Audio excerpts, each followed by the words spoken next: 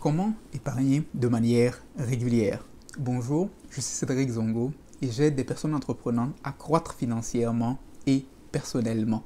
Et aujourd'hui, je vais voir avec vous comment épargner de manière régulière parce qu'il y a une différence entre épargner régulièrement et épargner sporadiquement. Et la meilleure façon d'épargner, c'est d'épargner de manière régulière.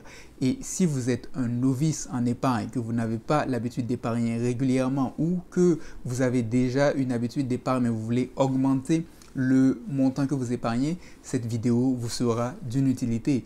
Si vous voulez acheter par exemple une maison, investir davantage, acheter une voiture ou accomplir d'autres objectifs, l'habitude de l'épargne est quelque chose d'essentiel à développer. Et dans cette vidéo, je vais voir avec vous 3 éléments essentiels pour vous aider à épargner. La première chose pour vous aider à épargner, c'est d'être intentionnel avec l'épargne. Et qu'est-ce que j'entends par être intentionnel avec l'épargne? C'est-à-dire, c'est d'intégrer une certaine routine d'épargne parce que l'épargne est avant tout une habitude. Et l'une des erreurs que nous faisons parfois, c'est de penser que l'épargne va se produire tout seul, que l'épargne va se produire par accident. Mais cela se produit très rarement de la sorte. À moins d'être intentionnel, l'épargne ne se produit pas. Pourquoi? Parce qu'en tant qu'être humain, on a tout simplement tendance à consommer tout ce qu'on nous donne. Si vous prenez l'exemple, par exemple, si on augmentait votre salaire, on multipliait votre salaire par 10 dès demain, à court terme, vous allez avoir l'impression de nager sur l'argent. Mais si vous n'êtes pas intentionnel, dans 6 mois ou dans 1 an, vous allez vous rendre compte que vos dépenses ont également flambé et que vous n'avez pas fait beaucoup de progrès en termes d'épargne. Et donc, pour épargner, il faut être intentionnel. Parce que ceux qui épargnent n'épargnent pas par accident. Ils sont intentionnels. C'est pour la raison pour laquelle ils épargnent. Alors, comment être intentionnel pour être en mesure d'épargner? Pour être intentionnel afin d'épargner, il vous faut premièrement définir un pourcentage ou un montant que vous allez mettre de côté sur chaque paie que vous recevez. Et c'est important pour vous de commencer dès maintenant, quel que soit le revenu que vous gagnez.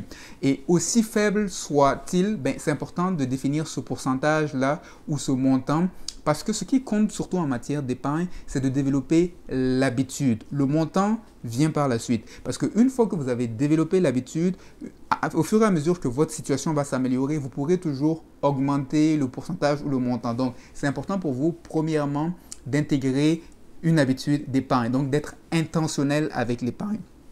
La deuxième chose pour vous aider à pouvoir épargner de manière régulière, c'est d'établir un plan de dépenses ou aussi communément appelé un budget. Pourquoi est-ce que c'est essentiel? Pour la simple raison que si vous n'aviez pas l'habitude d'épargner ou que vous désirez épargner davantage, cela signifie que vous allez devoir rajouter une ligne d'épargne dans la multitude de dépenses que vous avez déjà. Et donc, c'est important pour vous de mieux contrôler vos dépenses. Et même si vos revenus augmentent, c'est important pour vous de mieux contrôler vos dépenses afin de faire de la place à l'épargne. Et donc, le budget est l'outil qui vous permet de pouvoir mieux contrôler vos dépenses. Et si vous ne faites pas un budget, ce qui risque de se passer, par exemple, si vous appliquez le premier principe et que vous ne faites pas un budget, vous allez, par exemple, décider de prendre un pourcentage de votre rémunération que vous allez mettre en épargne. Mais si vous ne changez pas vos habitudes de dépenses, ce qui va se passer, c'est que vous risquez de vous endetter en essayant d'appliquer le premier principe. Alors que si vous vous endettez pendant que vous essayez d'épargner, vous êtes en train d'agir d'une manière contre-productive à l'esprit de l'épargne. Et donc, c'est important pour vous de développer cette habitude-là, en fait, de faire un plan de dépenses. Et je ne vais pas rentrer dans le détail de comment faire un plan de dépenses, comment élaborer un budget, ce serait trop long. Mais si vous êtes désireux et sérieux de savoir comment mieux gérer un budget, il me fera plaisir de vous aider à pouvoir le faire au sein de mon programme en ligne Cardio Finance, mon programme d'accompagnement en ligne Cardio Finance, où je pourrai vous montrer comment élaborer votre budget, comment le respecter afin de pouvoir atteindre vos objectifs d'épargne, de remboursement de dettes ou tout autre objectif que vous avez. Et c'est au sein de ce programme, vous trouverez plus de ressources sur le sujet. Mais ce que vous avez besoin de savoir, c'est qu'il est essentiel pour vous, si vous voulez épargner, de pouvoir bien gérer un budget. Et soit dit en passant, un budget, c'est plus que prendre en note ses dépenses. C'est beaucoup plus que cela. Alors, la première des choses dont vous avez besoin pour pouvoir épargner, c'est d'être intentionnel avec l'épargne. La deuxième des choses, c'est d'avoir un plan de dépenses, de savoir gérer un budget. Et la troisième chose essentielle pour vous aider à pouvoir épargner, c'est de pratiquer le report de la gratification. C'est-à-dire de pouvoir reporter ce désir que vous avez de vous faire plaisir immédiatement. Et donc, c'est important de savoir développer cette habitude. C'est important pour vous de comprendre une chose. Le budget, en fait, ce n'est qu'un outil. Le budget est un outil pour vous aider à pouvoir mieux contrôler vos dépenses. Mais la personne qui doit permettre à cet outil-là d'être fonctionnel, c'est vous. Et donc, le plus grand obstacle à l'épargne, ce n'est pas la gestion du budget, c'est la gestion de qui nous sommes. C'est la gestion de qui vous êtes. C'est la gestion de votre désir à vouloir vous faire plaisir instantanément lorsque vous voyez quelque chose. Et c'est là, malheureusement, que le bas blesse. C'est de savoir gérer ses émotions, de savoir reporter la gratification pour pouvoir épargner. C'est une habileté très essentielle. Et malheureusement, nous vivons dans une société qui n'encourage pas le report de la gratification. La société autour de nous encourage plutôt des valeurs de gratification instantanée. Vous allez voir très souvent des messages comme « Vous le méritez, n'est-ce pas? Faites-vous plaisir maintenant.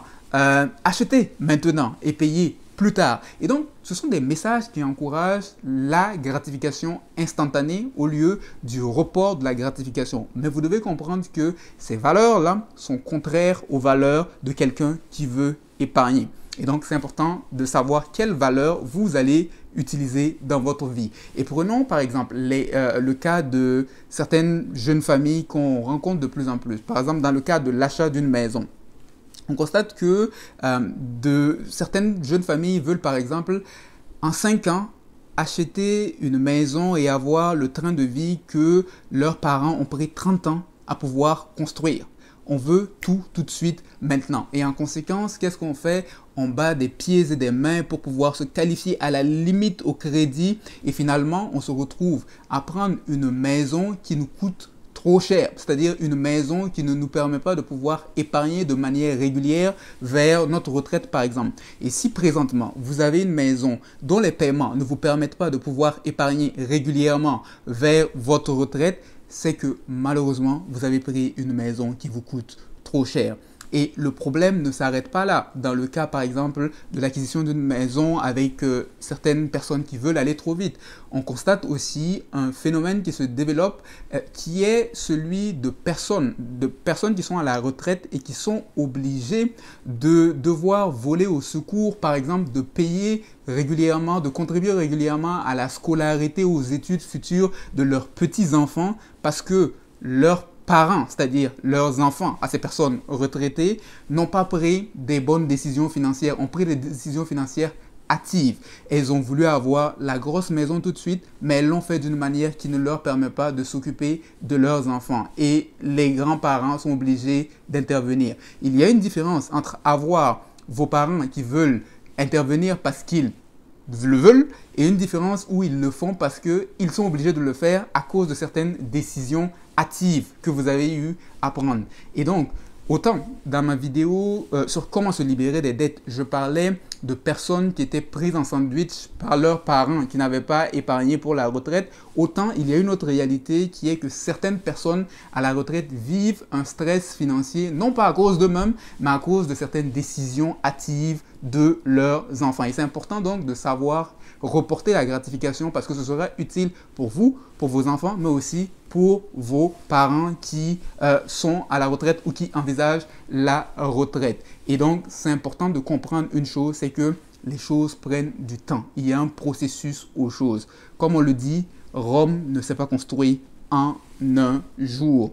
Et vous ne pouvez pas construire une vie de 30 ans en 5 ans. Il y a des étapes à suivre.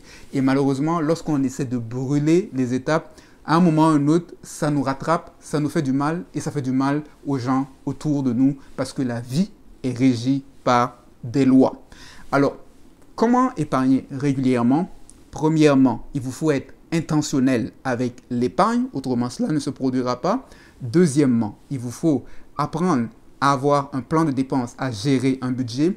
Et troisièmement, il vous faut apprendre à pratiquer le report de la gratification. Toutes ces choses sont des apprentissages dans lesquels on évolue, mais il faut bien commencer un jour pour pouvoir s'améliorer. Et donc, je vous encourage à appliquer ces principes et j'espère que cette capsule vous aurait été utile et je vous demanderai deux choses. La première, c'est de la partager au maximum de personnes autour de vous afin d'en faire bénéficier au plus grand nombre. Et la deuxième chose, c'est de vous abonner à ma chaîne YouTube si vous ne l'avez pas encore fait.